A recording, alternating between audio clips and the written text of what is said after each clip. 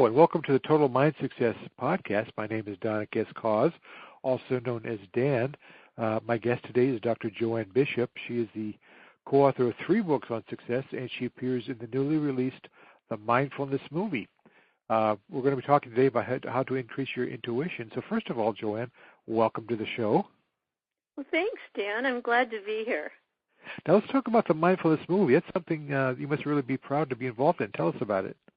I am very proud to be involved with this movie. It's a collaboration of 35 experts that have been gathered together to give their views and their experiences and also the university studies on mindfulness and how it actually changes the brain mapping of the mind on a chemical nature. So it is a very powerful movie with very powerful experts in it that are very well respected scientifically. So what is happening with this movie is it is helping create an atmosphere in the world where people will accept that mindfulness can really change your life by changing your brain.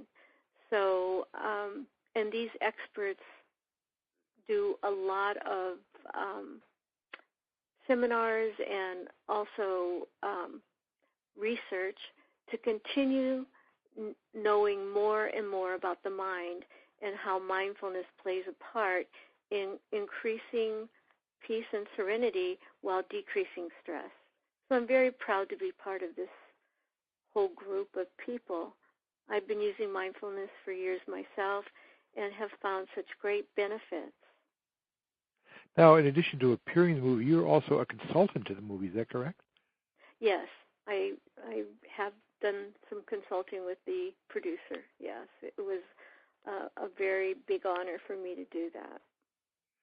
Okay, now our topic for today is intuition. How does mindfulness play into the topic of intuition?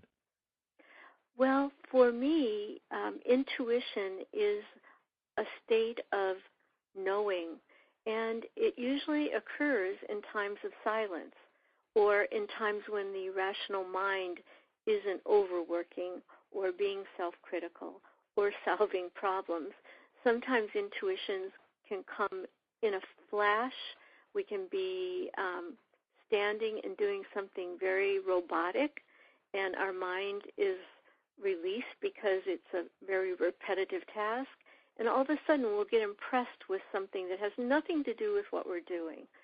So mindfulness allows us to learn how to focus and release the rational mind in a way that allows us to be open to the inner urgings of our intuition.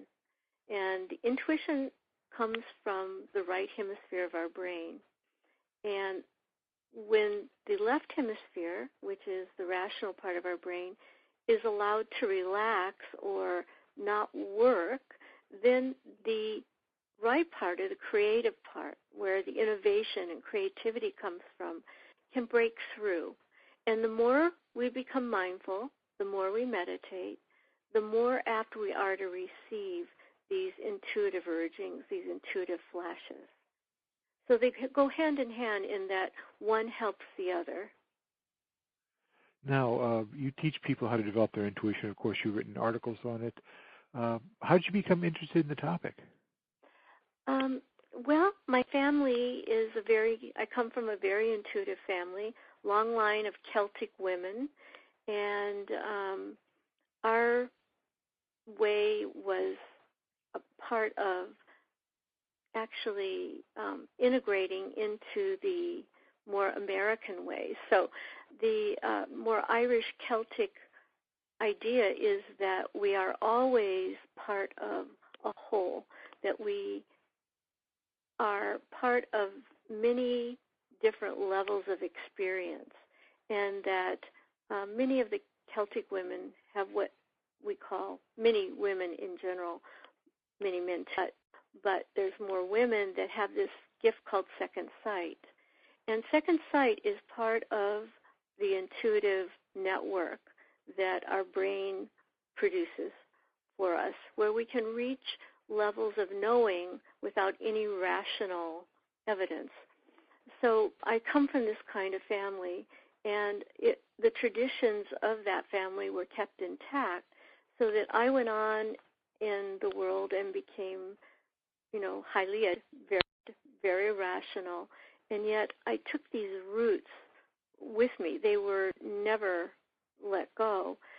So it seemed to me very following that I would be in the research of the parapsychology and the ability to increase my as I grew older as part of my family of origin.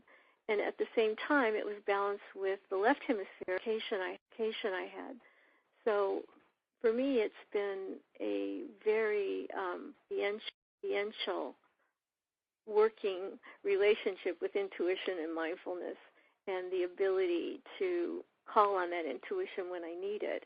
And that's taken years of practice, but it is very possible. And I believe the next step in research, as it is being researched now, the mindfulness component of the brain, I believe the intuitive component of the brain will be the next horizon for humanity. Now, we hear the terms, being psychic or using instinct or being intuitive bandied about quite a bit. Aren't they all essentially the same thing? Well, they're all coming on the same line, communication line of the brain. All of them start in what they call the old brain or the limbic system, and that means that in instinct, I'm going to differentiate here. Instinct is what people have heard as fight or flight. So instinct has kept us evolving on the planet for billions of years. And without that, people wouldn't avoid the saber-toothed tiger, and humanity wouldn't have gone on. So instinct has been a very powerful component in the proliferation of humanity. Being psychic is what I was referring to as second sight, and it's a phenomena that they feel may run in families. And it might have a genetic component, they're not sure.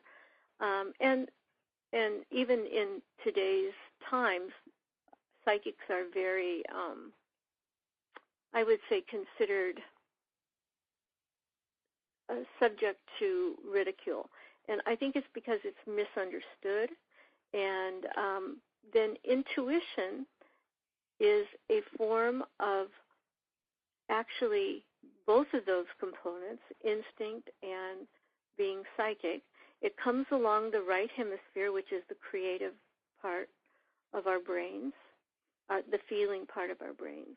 And what that does is it gives us the power to have understanding or knowing about something that is not of the rational mind. And intuition, again, comes through that right brain when the left brain or the critical brain or the rational brain doesn't have such a tight hold on us. So intuition is a incredibly joyful experience. People say to me, "Oh, Dr. Bishop, I really don't want to use my intuition because I'm afraid of it." But what I say is that intuition comes without feeling. It's just a knowing. When you know something, and you don't know how you know it, but you know it. So I think what people are afraid of is what they see on TV. And it's pretty scary on TV how they address the whole intuitive subject. But I find that with people who I'm training, that they become very excited and joyful when they know they can access to information that doesn't seem rational. So I hope I answered your question. It's a complicated answer with those three different components. Well, there are three distinct things, and the terms often get used interchangeably, so I think it's important that we do discuss that. Now, along with intuition, that's actually related to, I guess, innovative thinking and creativity. Can you tell us about that? Yes, I think the best person I can quote is Einstein, who said that knowledge without intuition is nothing. Einstein was a great proponent of the intuitive, innovative ability, and actually he got his theory of relativity through an intuitive flash on a bus, actually. And so he would work his brain so that he understood the concept that he was looking to solve, but he knew he couldn't solve it through the rational brain. So what I tell my clients and also my seminar participants is that we have to hone our rational minds with the ability to name and understand what our intuition is telling us. So we need both in order to bring it forward into creativity and innovation. Okay, now we actually can, I guess, improve or increase our intuition. You even mentioned this in your article, ways to do that. What are some of the techniques that we can use or practices that we can use to help us become more intuitive?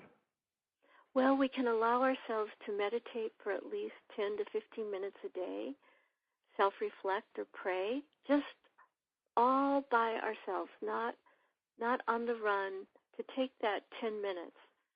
And I tell people, you can take 10 minutes, you can take 5 minutes. Start with 5 if you can't do 10. That time alone is a commitment that tells your body that you're willing to receive information.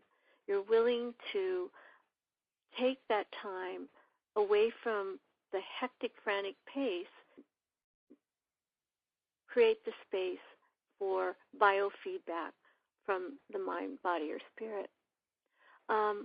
Commitment to monitoring our negative thoughts is another really good way to increase intuition, because sometimes we begin to believe what the critical, judgmental self has to say about us by just allowing those negative thinkings go by like a river, and not lighting on them and not taking them in, just watching them allows our mind to clear.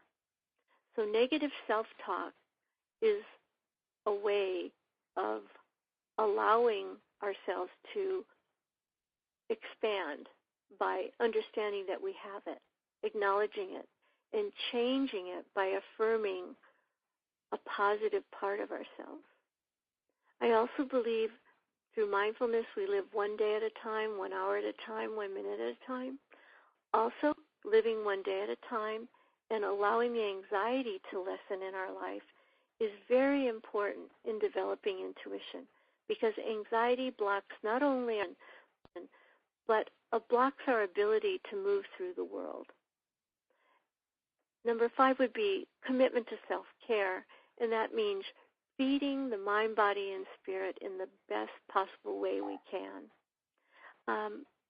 I also believe that looking at something green every day really helps me, because it restores me and refreshes me. So taking a walk, allowing yourself that time, even if it's just around the block to start, will really help.